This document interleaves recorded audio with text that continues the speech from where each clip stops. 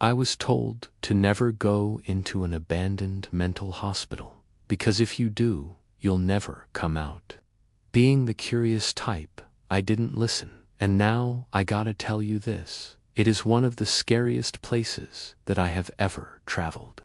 It was an old, dilapidated building with rusty gates and several floors. The windows were all boarded up, except for one on the top floor that was wide open. Some of them even had what seemed to be bloodstains on them. A figure was standing in the corner of the room, and it seemed to be watching me. I wanted to run, but my legs felt like they were filled with lead. As it came closer, I could see that it was a man, and he was wearing a straitjacket. "I don't go out there," it said. I turned around, but there was no one there. I looked back at the door and hesitated. What if the person who had been examining me was still out there? What if he wanted to hurt me? Closed my eyes and waited for him to do whatever it was that he was going to do. But it never came. When I opened my eyes, I saw that he was gone and the door was wide open. His eyes were wide and his mouth was open in a silent scream. He was clearly in a lot of pain, and he was trying to communicate with me, but I couldn't understand what he was saying. I decided to go out the door and hopefully find someone who could help me. As I stepped outside, I realized that I wasn't in the same place anymore. I realized that I had never been more grateful to be outside than I was at that moment. I don't know what that place is or what's out there, but I know that I'll never go back. I was in a dark and unfamiliar part of the hospital. I couldn't make out its features, but I could feel its eyes boring into me. I just kept running until I came across a familiar room. It was the padded room with the spinning chair. It said, "Don't trust him."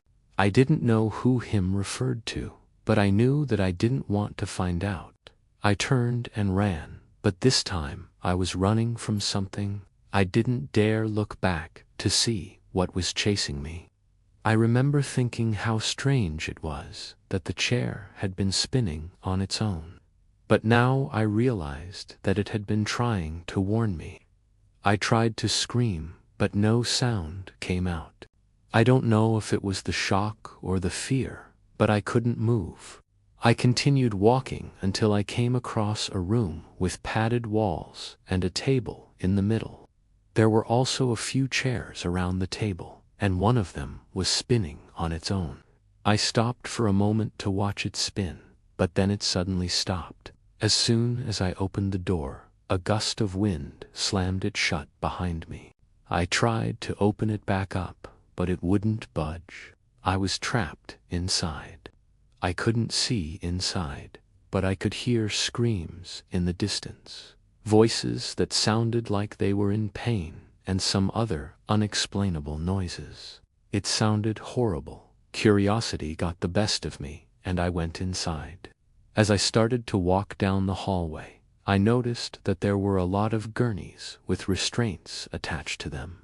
I looked at him, and then at the gurney, and realized that he was trying to tell me to get on it. I didn't want to, but I was scared of what he might do if I didn't. So I slowly got on the gurney. As I turned to leave the room, I saw something that made my blood run cold. The figure started to approach me, and I backed away slowly. He reached out a hand, and I flinched. But instead of grabbing me, he pointed to a gurney in the corner. He approached me again, and this time he started to examine me. I got off the gurney and walked toward the door. As I reached for the handle, I heard a voice behind me. But then I thought about how scared I would be if I stayed in that room with him. I started to run, but I didn't know where I was going. As I approached the chair, I saw a note on the floor. I picked it up and read it.